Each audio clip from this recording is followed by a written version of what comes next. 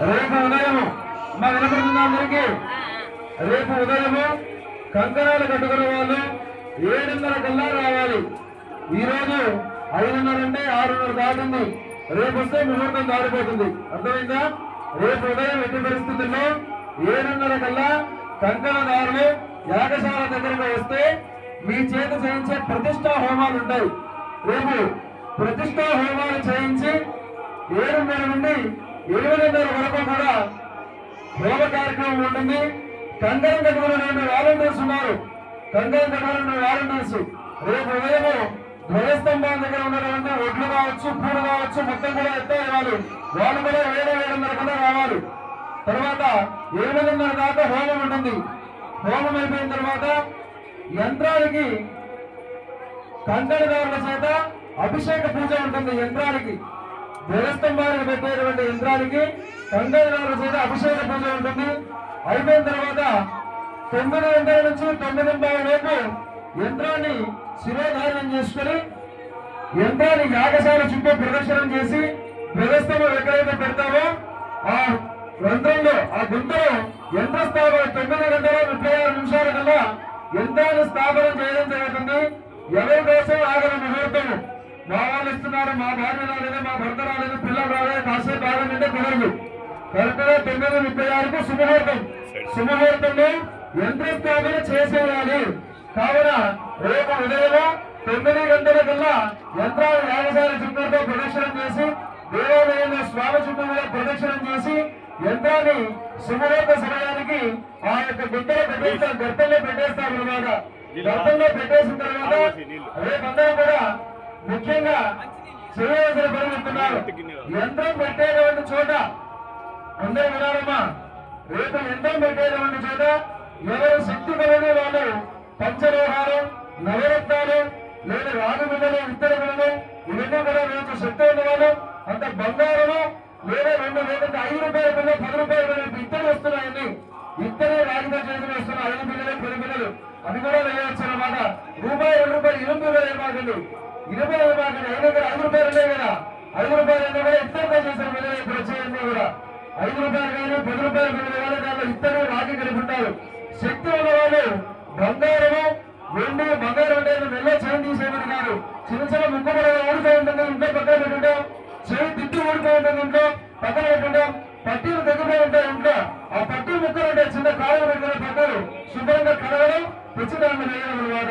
ఎవరికి శక్తి ఉన్న వాళ్ళు ఎంత బంగారం వేసినా, ఎంత వెండి వేసినా మీరు వేసింది ఎవరో తీసుకోవడం జీవితాంతం కూడా మనం తరతరాలు కూడా ధ్వజస్తంభం కిందనే ఉంటాయన్నమాట. ఎవరు తీసేయన్నారు. మన ధ్వజస్తంభం కిందనే మీరు వేసినవన్నీ కూడా ఉంటాయన్నమాట. పంచలోహాలు, నవరత్నాలు ఇక్కడ దొరుకుతాయి. రేపు ఆ పంచలోహాలు, నవరత్నాలు వేయండి. అలాగే బంగారము, వెండి, రాగి ఇద్దరు వేసే వాళ్ళు వేయవచ్చు.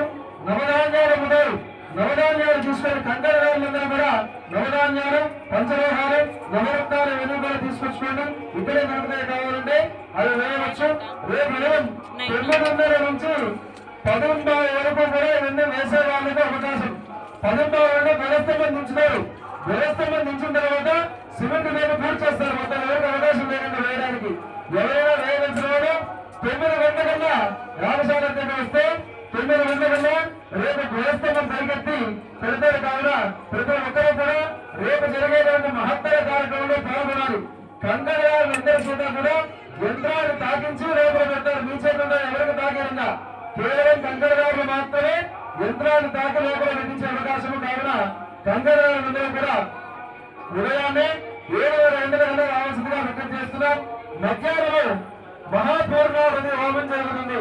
మధ్యాహ్నం 11:30 11:30కు మహాపూర్ణావతి హోమం జరుగుతుంది. కంకణదారులందరూ కూడా కొంచెం ఆవురయ్యి కొబ్బరి కింద జాకెర ముక్క, అంటే ఏ ప్రయాసం వల్ల కొంచెం ఆవురయ్యి జాకెర ముక్క, ఒక 2 కొబ్బరి కింద అది మాత్రం తీసుకొని వచ్చి హోమగుండంలో వేయవచ్చు. అవి కూడా ఇక్కడే దొరుకుతాయి, అమ్ముతారు. రేపు అవి కూడా ఇక్కడే అమ్ముతాయి. చేతలైన ఇంటి నుంచి తెచ్చుకోండి, లేకపోతే ఇక్కడైనా దొరుకుతా ఇక్కడైనా తీసుకోండి. రేపు పూర్ణావతి అయిపోయిన తర్వాత మధ్యాహ్నం 12:30 గంటలకు కంకణాలు కట్టుకునే వాళ్ళు ఎవరైనా వస్త్రాలు తెచ్చుంటే పుట్టిండే వాళ్ళు మీ వాళ్ళకు చెప్పుకోండి. ఎవరైనా వస్త్రాలు పెడితే పెట్టించుకోవచ్చు, ఇబ్బంది ఏం కాదు. పెట్టకుండా ఏం పర్వాలేదు, నేనైతే ఏం చెప్పరా మీకు. ఎవరైనా కంకణాలు కట్టుకునే వాళ్ళకు వస్త్రాలు పెట్టే వాళ్ళు వస్త్రాలు పెట్టించుకోండి, లక్ష్యంగా ఇబ్బంది ఏముండదు. అయిపోయిన తర్వాత మధ్యాహ్నం 12:30 గంటలకు మధ్యాహ్నం 11 గంటలకు జ్వాల దర్శనం ఉంటుందమ్మా. ముందుగా పూర్ణావతి వేయడానికి ముందే 11 గంటలకు 10:30 నుంచి 11 గంటల మధ్యలో జ్వాల దర్శనం. మహాకుంభ బలి ధ్వజస్తంభానికి గుమ్మడికాయ కొట్టి జొండను వేసి బలిహరణ చేస్తామన్నమాట. బలిహరణ కార్యక్రమం ఉంటుంది. అయిపోయిన తర్వాత మొట్టమొదటిగా కంకణకారుల చేతనే ధ్వజస్తంభాన్ని స్పృశిస్తారు. అయిపోయిన తర్వాత అందరూ కూడా కాకర విశ్రామం చేసుకోవచ్చు. మధ్యాహ్నం 12 ధ్వజస్తంభానికి ఒక టెంకాయ కొట్టాలి. కంకణాలు కట్టుకున్న వాళ్ళందరూ కూడా 11 గంటల కాలంలో ప్రాణ ప్రతిష్టాపన చేస్తాం. ధ్వజస్తంభానికి ప్రాణ ప్రతిష్టాపన చేశాక ఖచ్చితంగా ధ్వజస్తంభం దగ్గర కొబ్బరికాయ కొట్టాల్సిందే. రేపు కంకణాలు కట్టుకునే వాళ్ళు కావచ్చు, మిగతా వాళ్ళు ఎవరైనా కావచ్చు, ధ్వజస్తంభానికి ఒక టెంకాయ కొట్టండి. రేపు కొబ్బరికాయ కొట్టేసి మధ్యాహ్నం పూర్ణావతి కాలం వేసి 12:30 1 గంట కల్లా అన్నప్రసాదం వితరణ జరుగుతుంది. కంకణాలు కట్టుకున్న వాళ్ళ వరకు కూడా అన్నప్రసాదం వితరణ సెపరేట్ గా ఉంటుంది. వచ్చిన భక్తులందరికీ కూడా అన్నప్రసాదం సెపరేట్ గా ఉంటుంది. కావున కంకణాలందరూ కూడా మీ యొక్క ప్రసాదాన్ని స్వీకరించాలి. వచ్చిన భక్తులందరూ కూడా మధ్యాహ్నం 12:30 నుంచి 1 గంట మధ్యలో అన్నప్రసాదాన్ని పెడతారు. ఖచ్చితంగా స్వామివారి యొక్క మహాప్రసాదాన్ని స్వీకరించి పరమేశ్వర కృపకు పాత్రలు కావాలి. అదేవిధంగా అందరికీ కూడా ముఖ్య విజ్ఞప్తి, ఇప్పుడు ధ్వజస్తంభం పెడుతున్నాం. మరి ఆ ధ్వజస్తంభం పెట్టి అలాగే వదిలేయడం అనేటువంటి భావం కాదు. ధ్వజస్తంభానికి తొలుగు తెచ్చాలి, లేదంటే వెంట వాడక తెరిచి అది కులిపై కానీ చదవబట్టడం కానీ జరుగుతుంది అన్నమాట.